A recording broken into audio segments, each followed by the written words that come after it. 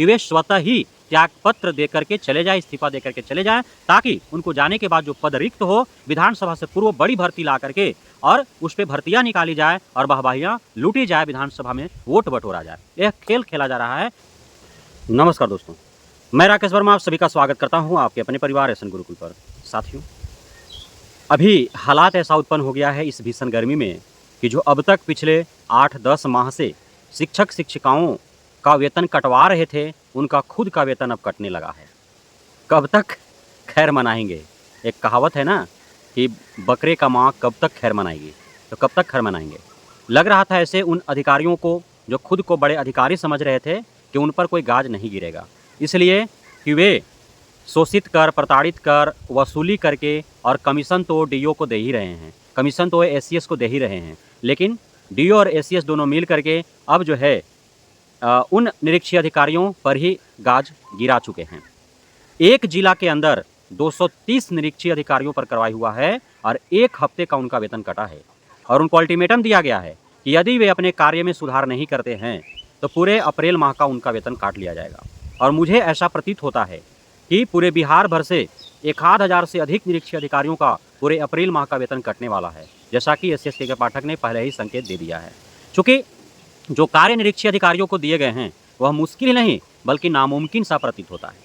आप स्वयं सोचें, एक व्यक्ति को रोजाना 10 विद्यालय जांच करने हैं और वो 10 विद्यालय कितने देर के अंदर जांच करना है? मात्र 3 घंटा के अंदर 8 से 11 बजे के बीच में उनको जांच कर लेने हैं, क्योंकि 8 से 10 जो है कक्षा का आयोजन होगा और 10 बजे के बाद 1 घंटा लगभग मध्याह्न भोजन खिलाए जाएंगे। तो 8 से 11 के बीच में ही विद्यार्थी मिलेंगे उनको, अन्यथा उसके बाद कौन मिलेगा? उसके बाद शिक्षक शिक्षिकाएं सब घर चले जाएंगे, प्रधानाध्यापक या प्रभारी प्रधानाध्यापक से उनकी मुलाकात होगी।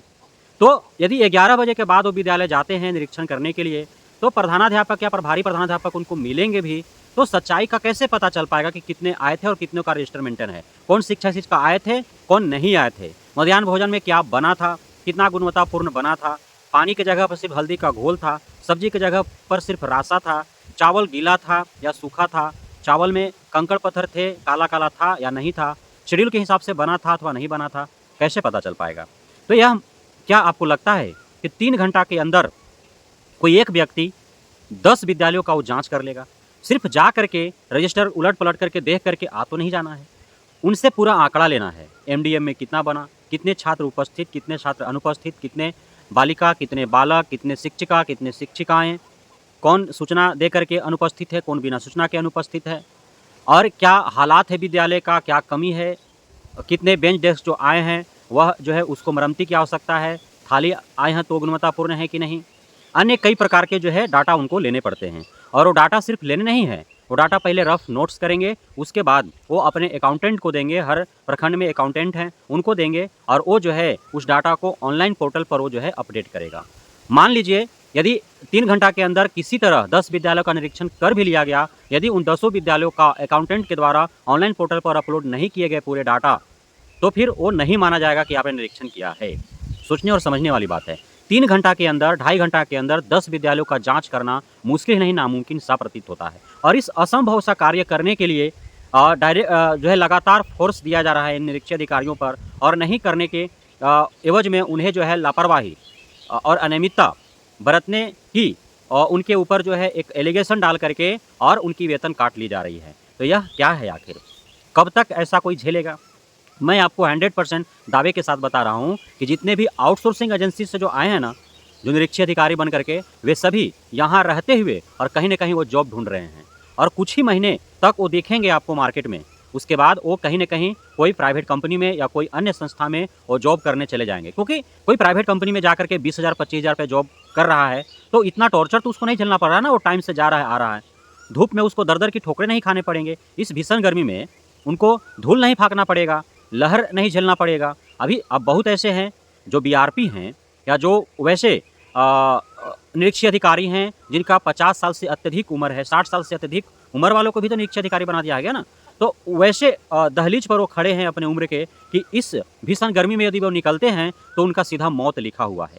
यदि बाहर निकलते हैं 2 4 5 विद्यालय 10 विद्यालय जाएंगे, 1 दिन 2 दिन 4 दिन करेंगे, उनका मौत लिखा हुआ है इतना भीषण गर्मी में, और उन पर प्रेशर बनाया जा रहा है कि आप करो। साथ ही बहुत ऐसे हैं जिनके पास बाइक तक नहीं है, तो गांव देहात घूम करके 10 विद्यालय का निरीक्षण वो कैसे कर पाएंगे। यदि जिनके पास बाइक है भी तो उनके लिए भी नामुमकिन सा है।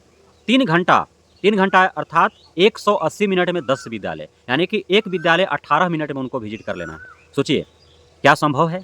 नहीं है संभव, क्योंकि दो विद्यालय के बीच का गैप जो है 3 किलोमीटर 5 किलोमीटर तक का है, तो उनको 18 मिनट तो विद्यालय में आने जाने में ही लग जाएगा। फिर विद्यालय जाएंगे, फिर डाटा सब कलेक्ट करेंगे, डाटा अकाउंटेंट को फॉरवर्ड करेंगे, कितना समय लग जाएगा। एक विद्यालय में उनको 1 घंटा लग सकता है, और उसमें भी कुछ विद्यालय में गए वहाँ पे प्रधानाध्यापक या प्रभारी प्रधानाध्यापक किसी कारणवश वो बाहर निकले हुए हैं, क्योंकि उनको अत्यधिक काम होते हैं।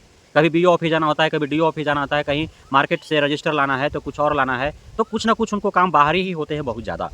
तो इस वजह से वो बाहर यदि चले गए तो उनका इंतजार करना पड़ेगा, तो कैसे होंगे आखिर काम। तो यह जो वेतन कटौती का जो खेल खेला जा रहा है, यह पूरी तरह से सोची समझी साजिश के तहत ये किया जा रहा है, ताकि इनको इतना टॉर्चर कर दो, क्योंकि खबरें तो यह भी आ रही है ना कि एसएसके के पाठक अब कुछ ही दिनों के मेहमान हैं, वो जाने वाले हैं, क्योंकि अभी शिक्षा विभाग के अंदर जो भी शिक्षा विभाग के मद में पैसा था वो लगभग दोनों फाइनेंशियल ईयर में उन्होंने जो है वो खर्च कर दिया। 3000 करोड़ रुपए जो है वो खर्च करने की बात कही जा रही है। तो अब पैसा बच कहाँ गया?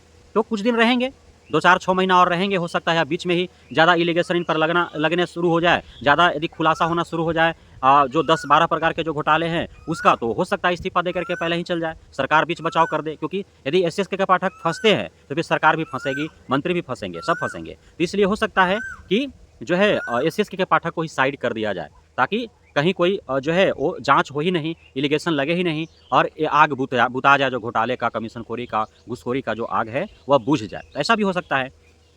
अब शिक्षक शिक्षिकाओं की बात की जाए यदि, तो लगभग 600 के आसपास, 563 या ऐसे समथिंग पूरे बिहार भर के शिक्षक शिक्षिकाओं का जो है वेतन काटा गया है। तो वो क्यों वेतन काटा गया है? तो वे बिना सूचना के विद्यालय से गायब थे, तो काटा गया है उनका वेतन। अब मैंने आपको बताया था कि एससीएसटी के पाठक का जो रवैया है, वे मजबूर कर रहे हैं निरीक्षी अधिकारियों को और शिक्षक शिक्षिकाओं को कि वे बिना सूचना के ही गायब रहें, क्योंकि जो छुट्टी दी गई है 62 दिन या ऐसे कुछ 70 दिन के आसपास जो छुट्टी दी गई है, तो उसमें से तो 30 दिन का छुट्टी ऐसे ही खा गए एससीएसटी के पाठक। ये गर्मी का वो जो 60-62 दिन 65 दिन का जो भी छुट्टी था, तो उसमें 30 दिन तो गर्मी छुट्टी भी था ना। अब ये गर्मी का छुट्टी तो ऐसे ही खा गए, तो अब बचा कितना छुट्टी? 30-35 दिन। अब उसमें एक साल में बीमार ही रह जाएगा आदमी 30 दिन, ठंडा में बीमार पड़ जाएगा, गर्मी में बीमार पड़ जाएगा, कभी बारिश तेज होने लगेगा तो नहीं विद्यालय पहुंच पाएगा, तो कैसे आखिर कैसे छुट्टी वो मैनेज करेगा? सोचने और समझने वाली बात है। तो ये समस्याएं उत्पन्न हो रही हैं।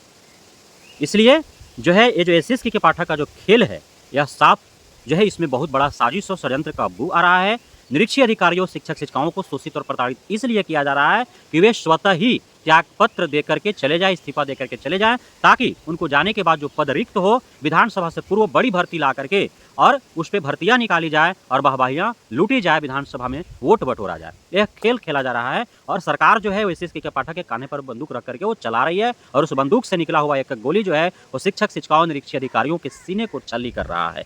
तो इस साजिश और षड्यंत्र को सोचने और समझने की आवश्यकता है कि आखिर सरकार कौन सा खेल खेल रही है हमारे आपके साथ, और इसको इस षड्यंत्र को जो है वो साबित नहीं होने दे रहा है, सही सफल नहीं होने दे रहा है।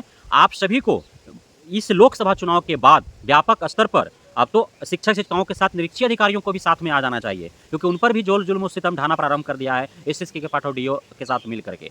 नहीं तो अब छात्र छात्राएं, शिक्षक शिक्षिकाएं, छात्र छात्राओं का अभिभावक, निरीक्षी अधिकारी सभी एकजुट हो जाओ और एक ही बैनर के तले आकर के एक मुश्त एक आवाज के साथ, एकता और अखंडता के साथ कुछ करो विधानसभा घेराव की ओर, और लोकसभा चुनाव के बाद पूरा पटना को छावनी में तब्दील कर दो, तभी जाकर के कान पर जू रेंगेगा बिहार सरकार का और एसएसके के पाठक के द्वारा किए जा रही जुल्म सितन के ऊपर जो है वो नकेल कस पाएगा, उस पर अंकुश लगा पाएगा। बहुत बहुत धन्यवाद आप सभी साथियों का हमारे साथ जुड़े रहने के लिए, बने रहने के लिए, इतना प्यार देने के लिए, हम पे भरोसा बना रखने के लिए। जय हिंद।